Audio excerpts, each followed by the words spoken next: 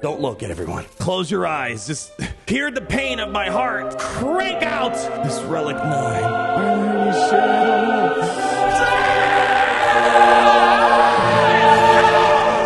I'm never gonna financially recover from this. Test 1, 2, 3. Test 1, 2, 3. 1, 2 to the frickin' 3. Master Qui-Gon's poncho's killing me. All right. Welcome, ladies and gentlemen, to today's video where we are gonna cry together because I might not recover from my next Relic 9 projects. We're gonna be talking about the terrors of Relic 9ing a Master Qui-Gon Padawan Obi-Wan. But don't worry, although we're gonna be talking about Kraken-related stuff, we're also gonna talk about my free-to-play account. I mean, look at that! Master Qui-Gon Padawan Obi-Wan pretty much up and running already. So we got two parts of this video for the Krakens and for my free-to-play folks out there. Stick towards the end because we're gonna have a little bit of a conversation. I don't know how I'm feeling about these new tactical shorts. It doesn't feel like it blends well. Anyways, I don't care. Point aside, before we get going, I first want to thank you guys. Yesterday, we hit 250. It says 1,000. It should be trillion, but whatever. Subscribers! Woo!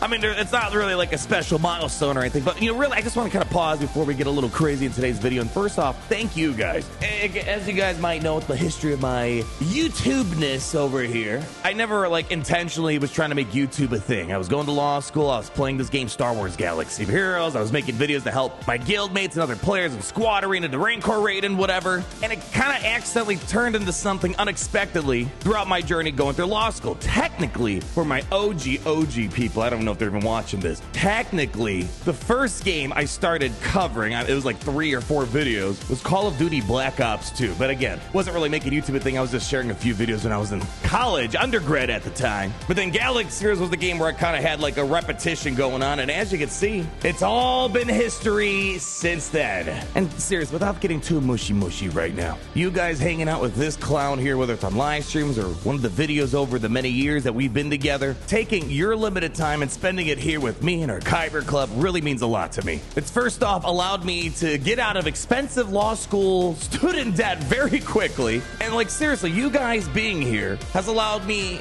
to be in a situation where I need to help someone that requires some sort of legal assistance. I haven't needed to get a single penny for legal work out there. So I guess I might be the most broke lawyer to ever exist out there. And of course, there's been many other opportunities and privileges that I feel like I've been afforded because of you guys just being here. And hopefully, maybe over time, we could talk about more of those things that I got going on behind the scenes, personally and in other avenues. But that's going to be for another different day, potentially. We'll see. So let's see. It took us, 9 years to get to 250,000 subs. So with that logic, it's going to take us 27 more years to get to 1 million subs. I'm gonna be blown away if this game makes it that long. This game might not be the best game if you want to get trillions and billions and billions of dollars and views and subs. But I promise you this, I don't know if there's many other game communities out there that's as awesome as the one that we have here. So thank you. Truly, I always feel like I don't deserve you guys. Just we're playing a freaking mobile game. The fact that we're even able to hit 50,000 playing a mobile game, a small mobile game at that, one of the greatest blessings in my life. Now stop getting mushy on me, because now we're gonna be talking about our 2 topics for today. We're gonna start up on the Big Daddy account right here, and we're gonna be talking about my next Relic 9 investments. Now, as you guys know, I'm kind of on the conservative side when it comes to Relic 9s. Number one, there hasn't been a huge incentive to utilize Relic 9. There aren't too many events that require it. Not too many characters that really benefit from a Relic 9 unless it's a cool meme, or they just might be really good. So, you know, Galactic Legends, good Relic 9 candidates, of course. Characters that bolster their ship performance get Relic 9, but it's kind of a small handful of things. And, you know, there might be a couple tanks like, you know, Malgus and, you know, Rivas and whatnot. But for the most part, Relic 9 has felt pretty much like a luxury relic and only needed for those like specific requirements out there, like Profunities or the Leviathans. The upcoming Commander Ahsoka, not Commander, whatever one of the Ahsokas, the Galactic Legend Ahsoka Tano. We'll talk more about that here in a minute. However, I feel like Relic 9's gonna get a little bit more important over time here. It just feels that way, especially with the release of the Duel of the Fates Assault Battle. Now, currently, it's not running, but it's gonna be coming back August 21st. We've been told it's gonna be showing up on the monthly basis. And as we've broken down, this Assault Battle has some of the craziest rewards. It's kind of like the new credit heist, for example, which is kind of weird. Why are they giving us so many credits? It really makes us want to believe there's something on the horizon. When and if that's going to be, who the heck knows? One of the biggest theories is Relic 10 is going to be crazy expensive. Another theory is maybe they're going to raise the level cap. So it seems like there's a little fishy stuff going on out there. But the thing that I care about is going to be that tier 6 of the event, which gives you droid brains. Now, what are the ways you get droid brains in this game? Well, territory wars and basically crystals in the weekly shipment. There's really no other way of getting them. And again, hasn't been a big problem because, it's not really all that important for the most part, but it could be. And the second they make it where it is important, like for example, imagine a Relic 10 that gives like 30 speed. All of a sudden, Relic 9 just got incredibly important. So basically, long story short, I'm going to be finally upgrading my Master Qui-Gon and Padawan Obi-Wan to Relic 9 strictly to try to get another avenue of droid brains just in case that potential feature does come. There is a positive return on investment for this event, assuming you're banking on the fact that Galaxy Heroes is going to be around for many, many more years to come. I'm expecting at least 5 more years minimum, depending on how the future of the Star Wars universe is and the mobile gaming market, a variety of other things. It could go on a lot longer. This game's already almost going on 10 years old. That's kind of crazy. I don't think many people, even developers themselves, were expecting the game to survive that long when it was created. In the case you got a little curiosity, here's a nice little Reddit post. We've shown this before, I believe, coming from Egnard over on Reddit. And here they kind of do a breakdown of the return on investment for the event. Now, depending on what you're looking for, it could be a long time. Like, let's say you really care about your rhodium heatsink return on investment. The ROI on that would be about 6.1 years. Luckily, rhodium heatsinks aren't a problem, so we're not concerned about return on investment on that stuff. For me, you might care about other things here, like you might care about the keypad's return on investment, which it is a significant investment. However, personally, on both my main account and my free-to-play account, I really don't worry too much about these Gurger keypads because, well, I can scoop them up inside the guild store. Now, that's going to vary depending on how much currency you're getting from the new Naboo raid, which a lot of you guys are getting screwed.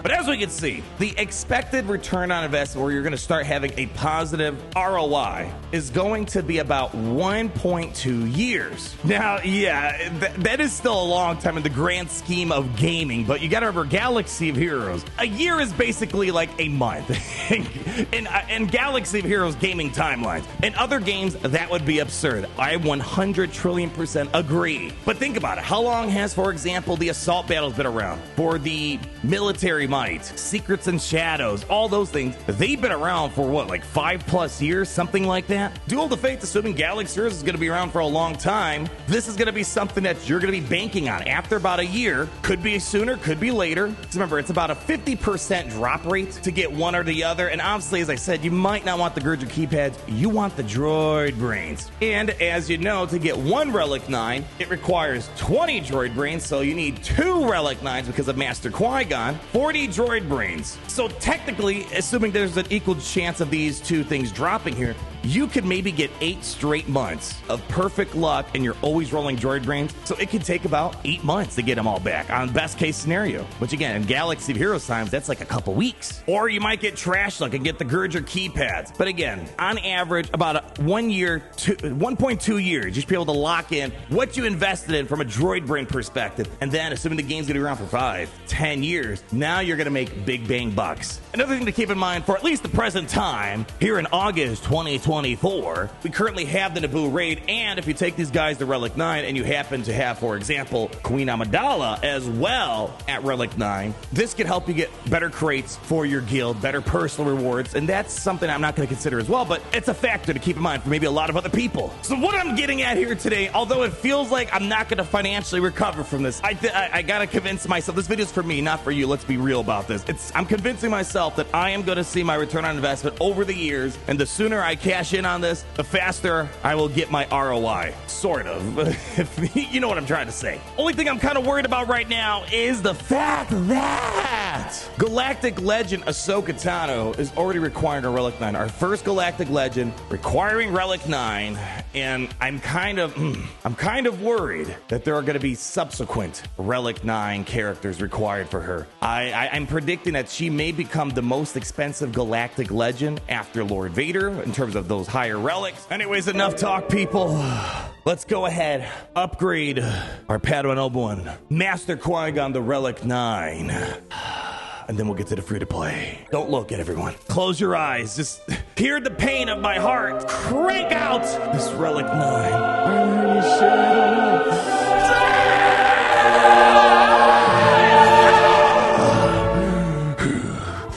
We're not done yet. One more, people. One more to go. One more to go. Master Qui-Gon, just get it over with. Just get it over with, please. Put me out of my pain of misery. The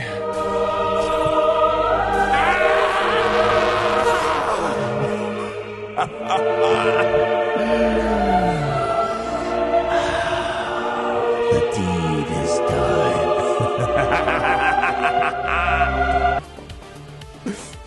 Now I want to go to my free-to-play account where, to all the hard-node gangers for life out there, I'm coming after you. I'm calling you out. Cantina gang farming characters is the best. I want to put this in perspective. In the time it took me to get my Shakti from 6 to 7 stars, I got both of these guys at 7 stars and to Relic 5. That is how powerful farming a Cantina characters. The fact of the matter is that I bought these characters on my main account, May of just a couple months ago, and that these guys were added to Cantina just this past July, and my free-to-play account, without having to spend a single cent, got these guys to Gear 13, Relic 5. That is astronomical. I think CG's trying to give us ways to try to minimize the backlash of the difficulty of Naboo, which is more of an accessibility issue, not so much a difficulty. By throwing these guys as well as the staff on Cantina, you can get these guys up and running, and I'm incredibly excited because at the end of this upcoming conquest, we're going to have Queen Amidala up and running. But a question I was getting the other day, I already made a video on this not too long ago, how I farm gear on my free-to-play account. I kind of just want to do a gentle reminder on the key things you should be leaning into from a free-to-play perspective. Yes, the game is grindy, but there are strategies and things to have in your back pocket to minimize the pain of it all. Number one, they're not too important. We're going to start low, but you always need to check your shipments. The shipments refresh multiple times a day, and make sure you check the other shipments. You need to be going into your guild activity store, your guild event store,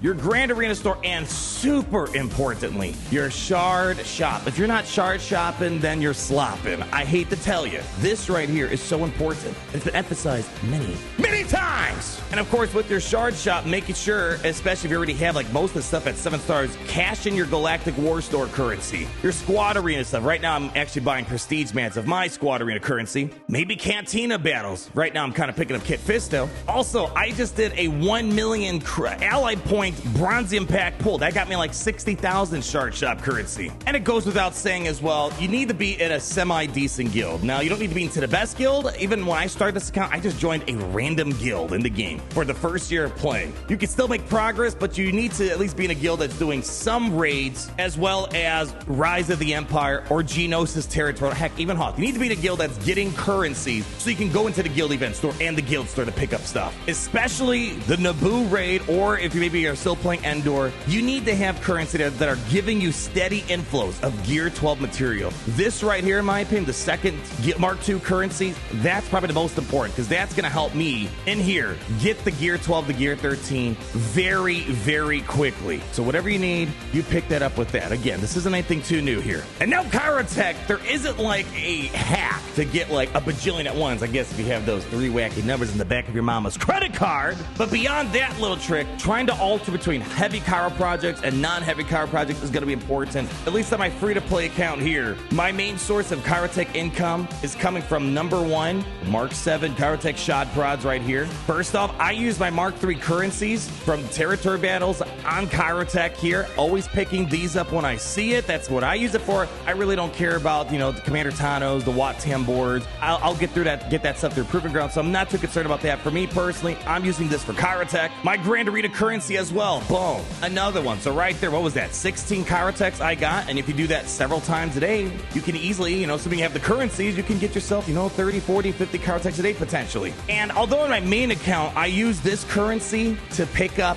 Omicrons, on this account, I've been using it for Kyrotech. I don't know if I would recommend that, but that's just another way I've been getting Kyrotechs here. The Omicrons, I'm not applying too many at once, so I'm able to kind of, you know, control how many Omicrons I'm applying, but Kyrotech, I'm always burning through them. And of course, after I do all my daily activities, if I find myself with leftover energy after farming a variety of different characters, I will go ahead and farm up some Kyrotech. So that just kind of gets me another little push of Kyrotech. I got 5 right there. So really right there, got my Guild Event Token 3 currency. We got my Grand Arena currency. We have this right here. And of course, try not to invest in too many Kyrotech heavy characters at once. Try to build up a stash by maybe invest in Imperial Troopers that don't require Kyrotech. A lot of the Night Sisters don't require Kyrotech. You know, trying to balance things out. So that way you'll have a nice stash moving forward. And I'm going to throw one more thing your way. As always, you guys should know SWH.GG is such an incredibly powerful resource, best free-to-play resource in the game in my opinion. I use this all the time on my free-to-play account. When I need to start prepping for a character I'm planning on getting the next few weeks to Gear 12, Gear 13 or whatever, I go to their gear section